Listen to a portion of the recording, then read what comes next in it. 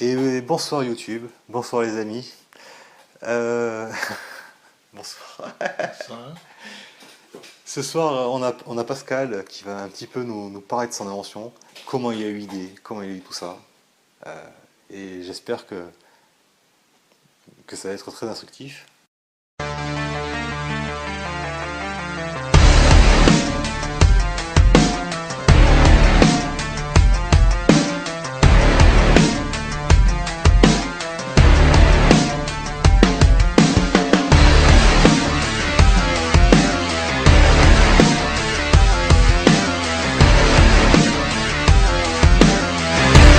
euh, l'idée, ça vient que j'ai acheté des briques solaires chinois. Et je me suis rendu compte que ça ne marchait pas.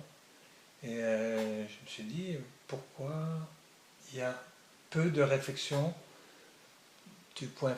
au point focal et pourquoi ça ne marche pas. Et ça me donne l'idée de mettre en place ce mouvement de réflecteur autour d'un axe et qui marche vraiment et qui fonctionne on va dire un quart de seconde, c'est-à-dire en une seconde, 2 secondes, 3 secondes, c'est plus au quart, mais bon, ça allume directement la cigarette. Et ça m'a fait un peu bizarre au départ parce que je ne trouvais pas la solution de mettre le point focal par rapport à la pièce que j'avais. Donc j'ai fait une cinquantaine de plans. Vous inquiétez pas, on va résumer les amis. Et en fin de compte, j'ai trouvé sur une chose du PMU, des chevaux de course, un, Pascal, un- un instant Pascal, 2 secondes. Bon alors oui, tu disais à l'instant que au début tu voyais qu'il y avait des briquets solaires qui n'étaient pas forcément d'une taille, d'une forme adéquate, c'est ça, hein, qui n'était pas forcément bien conçu, qui se cassait facilement dans la poche ou peu importe. exactement. Mais comment tu as eu l'idée en elle-même? Et essayer de faire un petit peu bref. C'est-à-dire, je voulais que ça marche, en fin de compte. Parce que le truc, c'est que les briquets qu'on voit, quand on achète sur Internet briquets solaires, la plupart ne marchent pas. Ils n'ont pas assez de surface de réflexion solaire ou sont mal conçus parce qu'ils s'éclatent, ils s'écrasent. Tandis que mon briquet solaire est le meilleur, quoi. On peut marcher dessus, on peut rouler avec la voiture dessus, il ne casse pas. Ah, tu m'étonnes. Euh, d'accord, ok. Et tu me disais tout à l'heure que, oui, tu aimes bien parier, c'est ça? Oui, Et l'idée de faire un briquet solaire t'es venue avec comment ça s'appelle? Ces jeux de PMU, c'est-à-dire,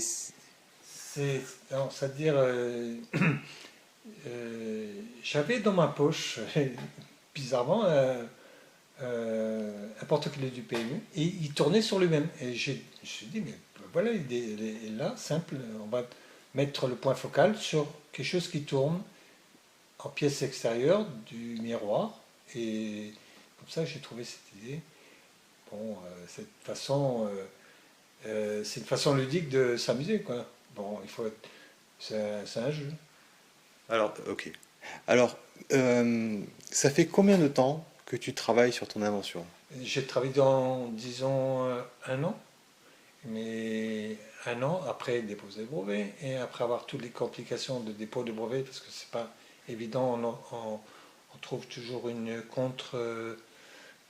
contre-indication parce que des gens ont, ont déjà déposé des brevets pour le briquet solaire, mais le bien a des particularités qui font que tout, tout est différent de rapport avec un autre briquet, d'autres briquets qui sont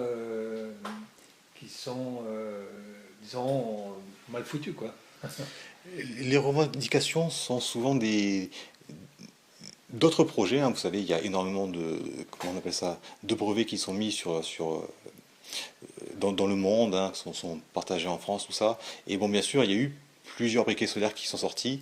Et après, c'est surtout dans la manière dont il a été fabriqué, dans les matériaux utilisés, c'est ça, la forme aussi en elle-même. Vous voyez, il y a toutes des étapes de recherche qui font que après on peut être amené à le déposer. Et il y a des il y a des revendications qui sont faites, hein, par d'autres personnes qui ont déposé le brevet, et Pascal les a bien sûr contredites de la manière, comment on appelle ça, Contradiction, en fin de compte, hein. C'est la contradiction des brevets américains, français qui ont été déposés. Mais ces brevets ont tous leurs défauts.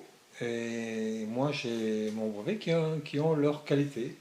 Et le problème, c'est de bien, dans la revendication de brevet, c'est très difficile de comprendre le système qui est en France, parce que même si vous déposez un brevet à l'INPI, on ne vous conseille pas vraiment, en fin de compte, parce que le bureau des brevets à Corbeil, Courbevoie, excusez-moi, à Courbevoie, prend en direct votre revendication. Si, même si vous avez un conseiller INPI pour l'Institut national des propriétés industrielles, ne sont pas, votre conseiller ne vous donne pas les bons conseils. Il vous donne des conseils un peu mélangés, et ça veut dire que quand vous arrivez au final, vous avez toujours des contradictions qui sont difficiles à revendiquer parce qu'elles ne sont pas conformes à leurs règles, ou ils ne vous expliquent pas comment déposer ce brevet. Ils ne vous disent pas il faut mettre les revendications à tel niveau. La première, numéro 1 dans la revendication, doit être la partie principale de cette revendication, et cette partie est souvent laissée de côté. Et comme vous ne savez pas, même les ingénieurs qui s'occupent de ça, qui s'occupent de brevets, tout ça, ne vous disent pas la vérité.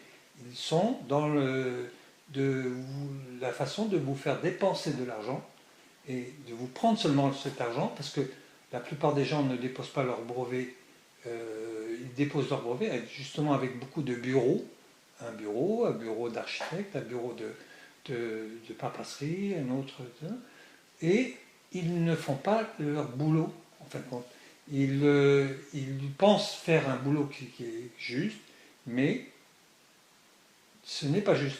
Parce que quand ça arrive en haut, au bureau de brevet, après ils vous disent oui, mais vous n'avez pas fait ça, vous n'avez pas fait ci, vous n'avez pas fait ça.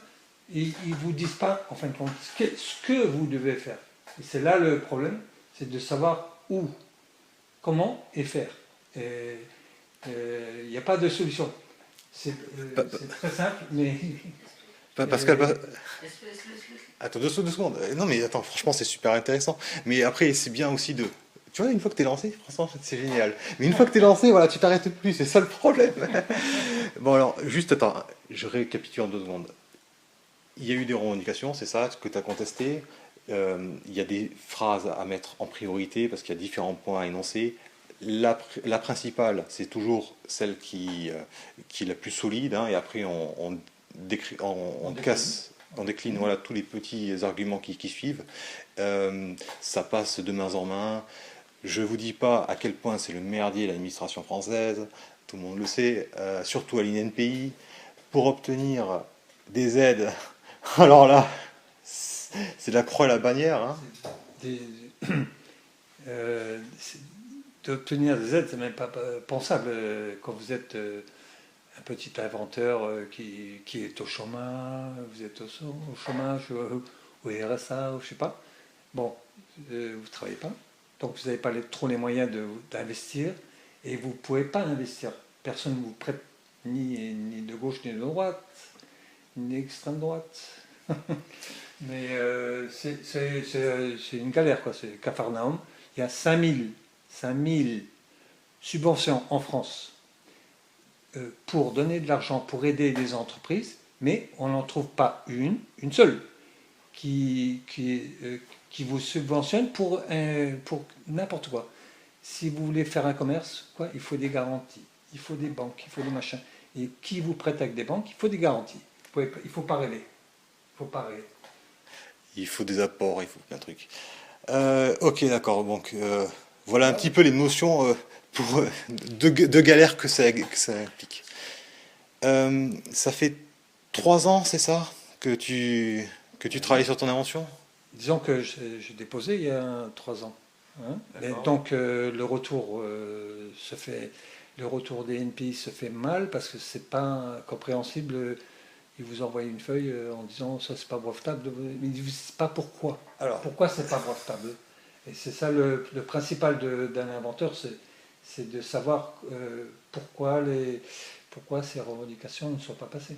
Mais on va peut-être avancer sur autre chose parce que franchement, et après il y a des trucs qui sont un petit peu personnels, hein, on pourrait vous expliquer d'autres trucs. Il faut pas que tu dises non plus des conneries, tu vois, il y a tout le monde qui peut regarder là. ouais, ouais. Euh, Tu te mets un petit peu à nu. Oui, on va partir peut-être sur le. Attends, ça, je l'avais. Non, l'invention, on a fait un petit peu le tour. Non, non, non. Tu as dû, quand il a monté son business plan, obtenir des factures pro forma. Qu'est-ce qu'une facture pro forma? Une facture pro forma, c'est une facture de une commande en vue. C'est-à-dire, si vous avez le brevet, ou si vous avez le matériel, c'est-à-dire le produit, donc vous pouvez, il vous commande, mais ce n'est pas une signature définitive. Ça veut dire que c'est pro forma, c'est une intention d'achat. D'accord. Voilà, ben c'est super. Alors, dans ton invention, il y a plusieurs points intéressants. On va peut-être pas trop les évoquer parce que franchement, ça serait un petit peu divulguer le brevet. Euh, Quelles sont les étapes suivantes, peut-être, que tu te fixes? Tu sais, tout ce qui est création d'entreprise, etc. Aide. Est-ce qu'on va venir peut-être sur l'aide? L'aide, ouais, il doit y avoir quand même des aides régionales, des choses comme ça. Mais c'est plus de subvention. On parle de deux choses différentes. La subvention et un prêt à taux zéro. Ou alors un prêt de l'ADI.